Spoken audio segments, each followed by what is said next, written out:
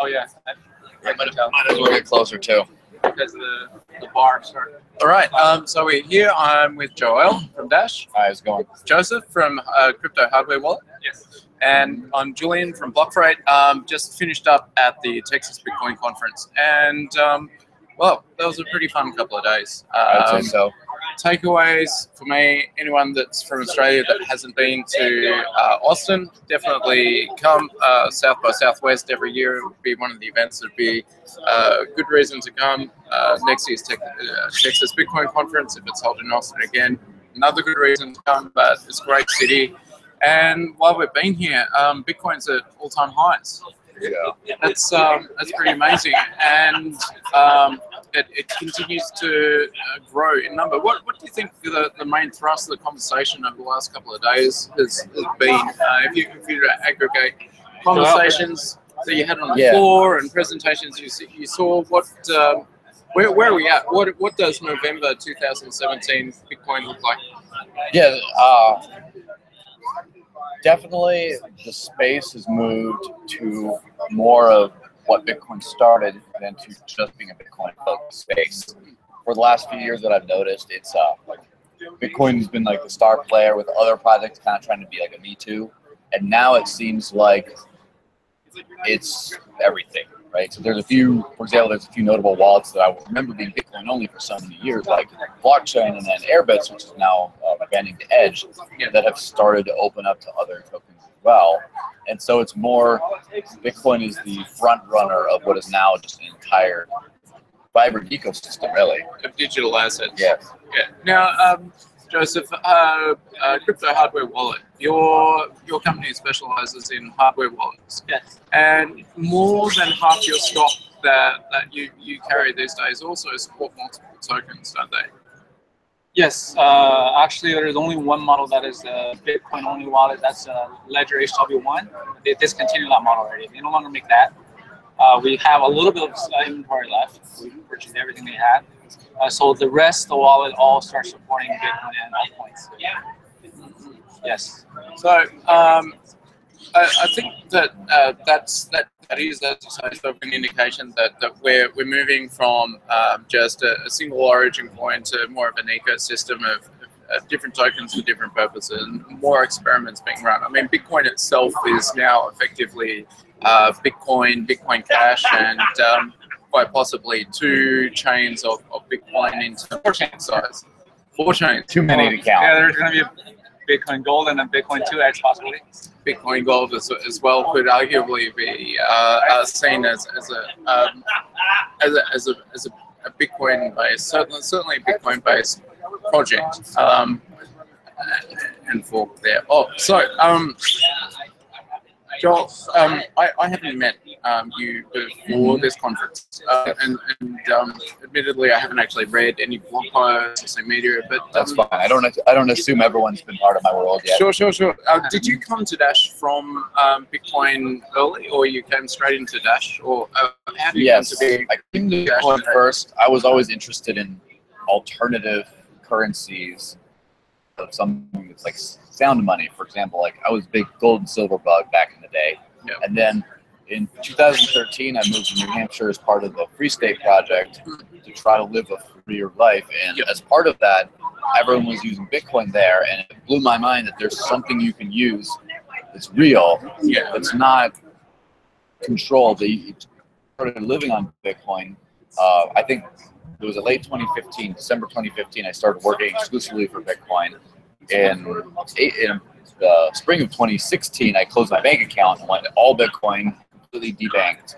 And then that became a little bit more difficult with high fees and long confirmation times later that year. And then I started switching to Dash, and now I'm living all off the Dash, still no bank account.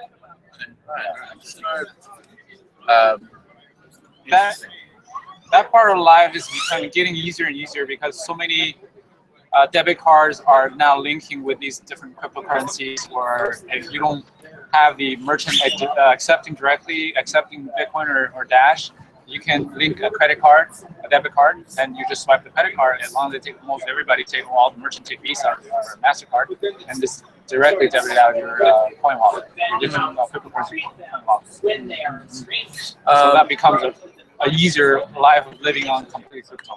Yeah. Using an alternative way of converting the money. Oh, I didn't know that was really extreme. I'm still living on, because the business that I'm running, I can't do total crypto, and in California, in LA, it's definitely not as free or as crypto friendly as New Hampshire. I've been to New Hampshire twice, so I realized how they have gatherings of people using gold and silver or cryptocurrencies for trading for goods and services. Yeah. Which is really you see, it brings you the memory, or at least things that you've heard in the past, how people were using these type of medium to trade rather than paper money, right? So almost a form of bartering, I guess. Yeah, Yeah. Of course. So one of the reasons I'm particularly interested in digital cash and digital money is that I think that the ability to issue currency is a fairly potent influencer of human behavior. I think that the structure and the design of how dollars or renminbi or yen get issued serves to actually, I guess, impact on how people interact with each other, or when people are making plans in their own life and how to apply their time and their labor and arrange their affairs. It colours, or it actually advises what choices they make. But if we have the issuance or the control of creating the digital money, moreover, if it is replicated across a number of sets, it starts to be more like the production of music, or like art that we've got behind us, or shoes, or clothes, or any other good in society. I mean, the idea that we should have different forms of money that have different emphasis. For instance, Bitcoin's main chain being seen as particularly a long-term store of value.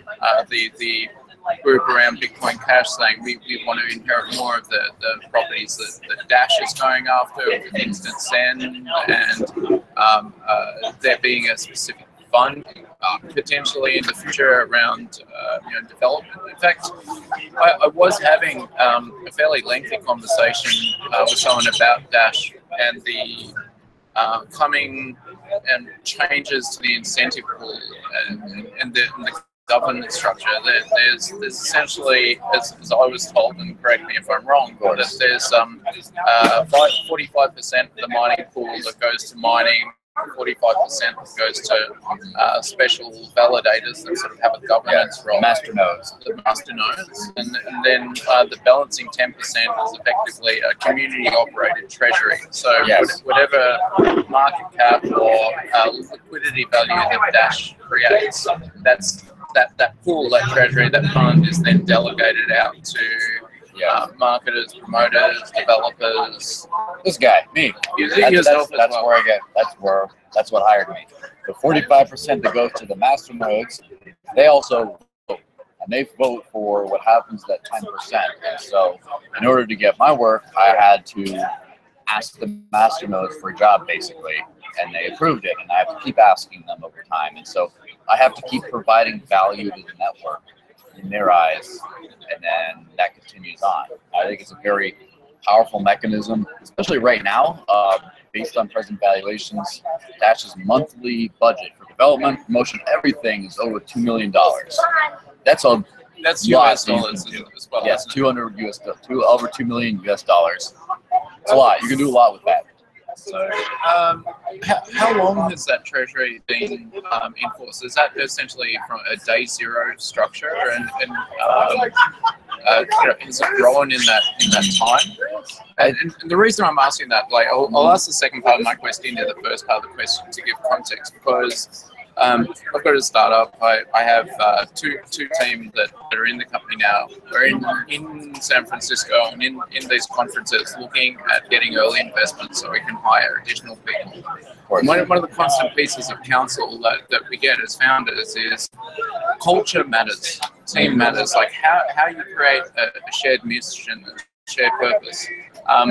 Paul Boy at now Edge, one of the things that's particularly impressive about him as a founder is not just that he has a clear vision of what he's building, but the team that are here at the Texas Bitcoin Conference are the same team that were at the Miami Bitcoin Conference almost over a year ago now. And those to have developers, engineers, team members that are in a company for an entire year, are passionate about the product, is the kind of culture you want to make. I see when I speak to people from Dash that they're incredibly passionate about the platform and the ecosystem. And I'm sure that as CryptoHWwallet and Blockfreight start to build, we want to have that same level of engagement, that same level of passion from all our team members.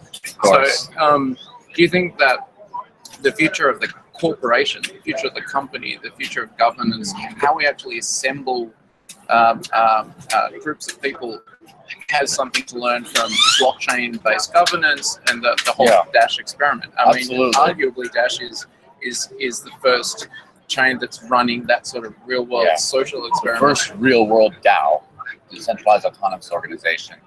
I definitely think so. So my early history lesson in Dash is a little bit fuzzier than it should be, but I believe the Treasury was implemented somewhere in 2015. I know in the beginning, Dash sought to have some kind of development funding model. The Dash Foundation was created as a sort of nonprofit, so like the Bitcoin Foundation, in order to fund this. Hopefully not too much like the Tesla's Foundation. Yeah, there we go. That's the zinger. That's the zinger of today. But it didn't quite work out as well, and so Evan Duffield, Dash's founder, came up with this treasury system, and it's worked magnificently ever since. And the thing about culture outlines two things. First, a lot of people in the crypto space forget that these are networks. These are network effects, and networks are connections of people. And you can't be purely technologically focused. You have to remember how humans interact with the technology. You have to understand human behavior and how to influence that. Some of us have to learn how people interact. Yes, of course. Particularly if we're technology focused. Yes, of course. And the other thing is, people respond. I'm talking, to be clear, I'm talking about myself. I'm not encouraging anyone else. Okay. But in order to foster a good community, you have to make sure that the people you want to take action both are compensated and have some sort of ownership. And just from my experience with Dash, the example I can give for that is all the people who worked so hard to promote Bitcoin as Bitcoin evangelists over the years did so out of the goodness of their heart, and I did so too. And you get burnout after a while. It's a lot of work for you don't get paid for it, right? You don't get anything back. I haven't gotten burnout yet. I'm sorry. Well, yeah, well, that's also because you manage to have a business around it, right? Or some people who can afford to, but a lot of people like me, I was broke for years trying to help Bitcoin, and then Bitcoin wasn't helping me. And the good thing about Dash is I can get a job doing this straight from the blockchain. And the other thing is there's a lot of large Bitcoin businesses that were built up around Bitcoin's digital cash or peer-to-peer electronic cash system model. And when Bitcoin changed due to higher fees and slower confirmation times, and even though it still keeps going up in value, it's still a great store of value as a digital point cash of sale business. So that's going down. Yeah, people in Australia that found that same thing. There was initially a business model around buying coffee, like literally. This is not a joke. This isn't just. Yes, of course. I'm not memeing around that. I quite literally mean there. Up in Sydney doing point of sales. Can I supplement a little bit to what? Yeah, of course, absolutely. So from my standpoint, I've been involved with Bitcoin for almost 3.5, almost 4 years. Over the time, I've always been promoting, believing in, advocating, evangelizing, or whatever you want to say it. The reason I say I didn't get burned out is because obviously I got in early and I made some money, and now my entire business, CryptoHWwallet, is revolving around not only Bitcoin, but Bitcoin as the leader currently with almost 60% dominance in its market cap, as well as the greatest network effect, the most adoption. Yes. Besides all the other chains that are fucked off. And we have these altcoins along with it. All these are contributing to my business, which is the hardware wallet, because they support all these altcoins as well. Yep. Support all the hardware wallet makers. You want to know something crazy? I didn't realize until that Ethereum signature is actually the same signature system as Bitcoin as well, I believe. The fact that all three of these main cryptocurrencies are using ECC, SecP, K1, the same curve is across all. So the TBC standard for all three of the current major chains are sharing that signature infrastructure. Now that may be obvious to both of you for years, but it was a Berkeley Ethereum hackathon that I went to that I was like, oh, hang on a minute. So light bulb moment. It's a really light bulb moment. So Dash is even closer because Dash is a direct fork. Yeah. Dash was originally forked from Litecoin, but there was a couple bugs in the code base that then they reverted to a Bitcoin fork. So Dash is directly based on Bitcoin. Ethereum is not, despite having some similarities still. Yeah, so that's the thing is a lot of people who talk about other coins and contrast them sometimes get a rap, oh, you're a altcoin pumper, you don't, or as a disrespect to Bitcoin, but you can't cryptocurrency and disrespect Bitcoin. Right, everything is built on top of Bitcoin in some way or another, and so even if Bitcoin goes away someday, Bitcoin's legacy will live on forever. I think you're right, Jeff. The various tokens are still going to need that hardware support. Now, I don't know exactly who is going to consume any of this content, because obviously Blockfreight, we're a logistics company. We're building out a global network for shipping container freight. 360 million containers on network by the year 2020, using Bitcoin's blockchain, using those same signatures, counterparty protocol. It's the core of the project, but it's difficult to conceive of or even have our business absent Bitcoin, and then it's difficult to have a conversation about Bitcoin without talking about this broader token set. And then when you're talking about how do you deal with signatures and tokens and hardware wallets, I'm sure we're going to be talking and using the term hardware wallets, and there are going to be people that don't know what exactly a hardware wallet is. So let's just bust it down for a minute and go, your business, what is it that you do? Yes, so hardware wallet is one of the necessary tools, or one of the best tools that you can use to secure cryptocurrencies. There are different ways or different wallets that are available for different purpose. Like in the early days, you have the core wallet that you have a single blockchain, and you have the paper wallet that you can print out with the private key put it away. And later you have the web wallet. Now you have the mobile wallet. Each one serves a different purpose. Of course, hardware wallet is, when you compare it to the others, by far is probably one of the safest or the most secure to store your private key without being compromised on the internet when you're signing transactions or leaking to the cloud. But it doesn't give the level of convenience like a mobile wallet. Say you have a mobile wallet on your phone, you have store a couple $100 that you use. When you pull out a hardware wallet, try to use, it makes the job really hard. So you have different wallets for different purposes. Here's a softball question, but is a hardware wallet just for tech people? Is it for people that build their own computers? Is it, you have to be into computers and be really good at technology to use a hardware wallet? I can actually answer because I'm not a technical person. Yeah, I have a hardware wallet and I use it just about every week. It's secure as you can get while still being usable by the average person. In fact, my mother's looking into getting a hardware wallet, and she's a cattle rancher in her mid-60s. So if she can do it, I mean, it's not saying she's not intelligent, but it's saying that it's not hard from technical standpoints. I mean, what I do, plug it in, open the app, put it in my PIN, and then I just go click, click, click. Okay, I send, and I just confirm it on the wallet. And it sends, and I unplug it, and it's done. It's really easy for something that's very secure. Yes, and then you just need to be careful with a few of the things that at time of setup, make sure you get your master seeds correct, and then save in different places. You have different layers of redundancy in case one seed gets damaged or burned down by fire or whatever, so you save multiple places. And you don't want to have it exposed to the internet where people can access those seeds. Other than that, you can just feel peace of mind, just use it any way you want. And if you have it lost or damaged, just get those seeds, get another wallet, you can recover your points. Do not lose that.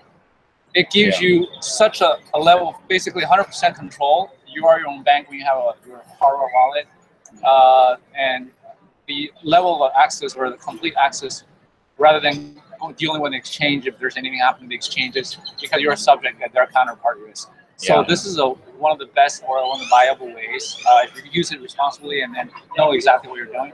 This is one of the great pieces of equipment to be involved with cryptocurrency. We should talk a little more about Bitcoin, I think. Yeah, absolutely. Store of value. The way I explain store of value is because why does it have this? So many people talk about store of value. I think people have an expectation of what Bitcoin potential can bring in the future. Yep. You have the smartest people, all the best talents around the world building around Bitcoin every single day. And you have so many businesses around Bitcoin. Obviously, my business is basically completely relying on Bitcoin and other altcoins. So these potential will give Bitcoin value. Currently, even though you see a transaction is really high, it doesn't seem to be very not seem to be a very good idea to use Bitcoin and buy a cup of coffee. That's only $1 when you need to pay $3.50 for a mining fee. But later on, I think that as they're building the different layers, say Lightning Network or other, on top of this chain, will probably bring the cost down. Then you probably have a faster payment, lower cost. So those are all in the building. So we don't know what's going to happen yet, because in a few years or in many years to come, there could be many other interesting side chains building upon Bitcoin. Even all the things that's running on Ethereum. Later on, you probably have Rootstock that's going to be as compatible, running all these smart contracts, doing all the Ethereum, what Ethereum doing, and you can probably transact, like you can have this universal distributed database that we can transact value, not only using for the purpose of money, but also transacting, recording different properties, say real estate, or people have been mentioning your marriage certificate, or as long as you give it a unique identity, and then later on that can be all achievable. Maybe just with one Satoshi or 10 Satoshis can represent something like that. So those are the value potential for what Bitcoin can be in the future. Because definitely, no doubt, Bitcoin has the greatest, has achieved the greatest network effect. So the bigger the network, the bigger the value. That's according to Metcalfe's law, right? It's interesting about value, and people say, well, what's something for, and what should the price be? Does that make sense? All these technologies are tools for human behavior. And so if something has a high value, it means it serves a human behavior. It provides value to a human, right? And so something about the, for example, a greater network effect on something that's a permanent distributed ledger, it's secure, there's a lot of value to that, which is with Bitcoin, right? If something has a high velocity of transactions, there's value to that. And sometimes you don't get to decide what everyone else values. Like, for example, Ethereum, the early day hype, which is all about running a bunch of cool smart contracts for everything right out the gate. And that seems to be a little ways away for something that's where every enterprise would be running an Ethereum contract. But the ICO value, right, the token thing, was something I would say an unintended use for Ethereum was mostly as a global crowdfund platform. I would say that's unintended as a primary use for Ethereum, but it has turned out to be in the short term. And so that's where the value comes from, is how does it help people do what they want to do? Well, the ERC20 token standardized tokenization in a way that different wallets and different apps could deal with arbitrary tokens created by different countries. It became a killer app, I would say. Of course. Yeah, ERC20 is the nothing competes with it. Yeah, ERC20 is the Angry Birds of the Ethereum network. It's the one that's taken off. It's the Farmville of Ethereum. Yeah, that's I've never heard that metaphor, but I'm going to start using it now. Thank you.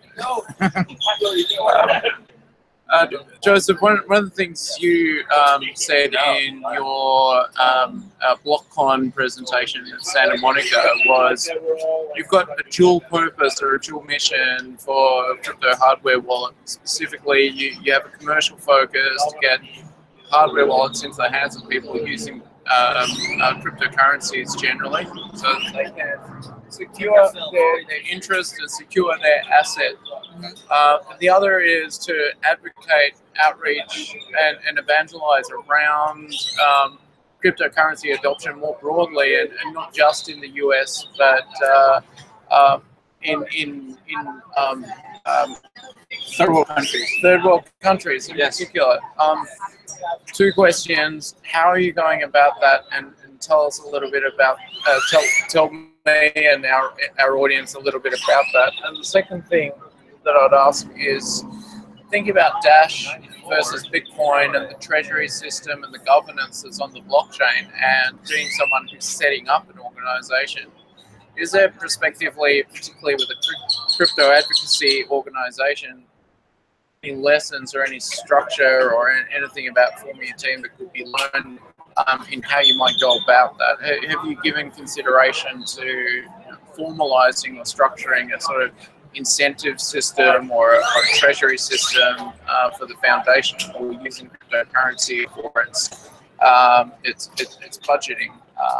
You may not have. This may be the first time you've been asked that question, in which case it's not the second question definitely. Think fast. Yes. But the first question, I'll start with the first one. Because I've got a contract for it prepared right here. You just sign here and here. CryptoForAll.org. We are almost finalizing the logo. It's being designed, and then the website is being under construction. So what it means is crypto for everybody. Yep. So I'm a true believer. So I'm a promoter. So I want to push cryptocurrency to every corner of the continent, especially those people that are in third world countries where they have very little financial access. They're basically off the financial grid of the Western developed nations. Like experience, I was born and raised in China, very rural area, small village. I almost froze to death. I almost starved to death actually during my childhood experience. So I firsthand experienced how dire of a lifestyle that was. I treated it as an asset. So I know those villages today have very little chance of success, and I think it's a good idea that cryptocurrency has come to this world. For those people that are in third world countries, they should be exposed to this idea. Not necessarily that they have the means to buy Bitcoin, but they certainly would have their services, their goods that they're able to sell on, say, some open bazaar, open marketplace where they are taking cryptocurrencies. You have people, talents that are able to do web design, they can do software development, they can work for Western world, but they gotta have this idea of getting paid by cryptocurrency, so they can offer their services, expose people such as these. And then we are planning to go to these universities in these third world countries where these students obviously have a good level of understanding, background to be suitable to accept a basic understanding of cryptocurrency. So we are trying to create, either advertise or using the social media network influence to expose cryptocurrency to these people and let these people reflect these ideas to their locals. And just finding different resources, gathering on the website, and collaborate with different people, with different volunteers who have the similar passion, similar goal.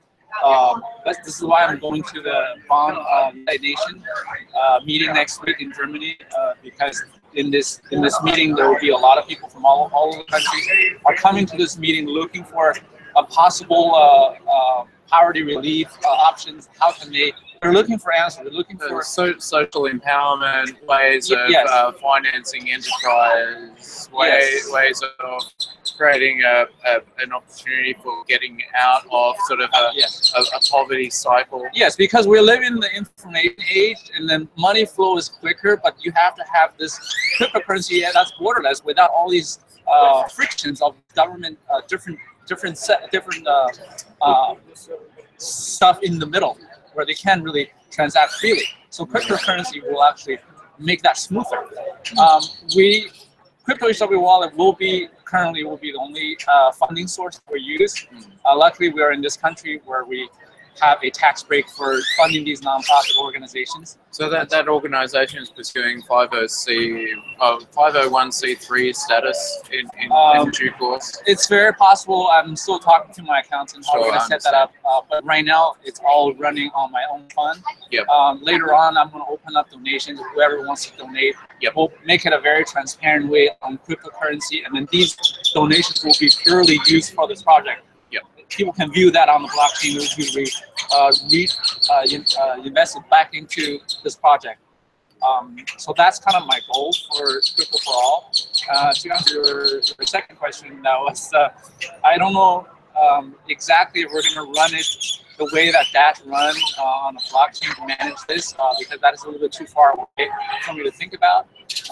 But I definitely need to have a lot of help, a lot of volunteers who have this passion and love, wants to come on board and we can collaborate. I actually, at the Block Hunt in LA, I attracted a few people that wanted to do something similar because we share kind of a similar idea, wanted to helping people out in the third world countries, which is, to me, is really a rewarding feeling, and especially I had that experience in my childhood life. If I'm able to give back to the society for what I've made or what I've taken from my business, from cryptocurrency, all these gains, so that would be something that I feel I would enjoy to do, and I hope it's something that other people will join us. I agree. That's really awesome. I think the conferences are certainly a really good platform to try and elicit and find those people, because I think many of the attendees that come to a Bitcoin conference, particularly if they're early or new, are looking for more than just one thing. They're not just coming to say, how do I buy something that's going to rocket up in value? They're saying, how can I secure my tokens? What is it? How's it work? What's the potential impact on society? How can I use it in my business? How can I use it to further social outcomes that I've always cared about? And does cryptocurrency have a role to play in that? So it doesn't surprise me at all that after speaking about the foundation, you had interest.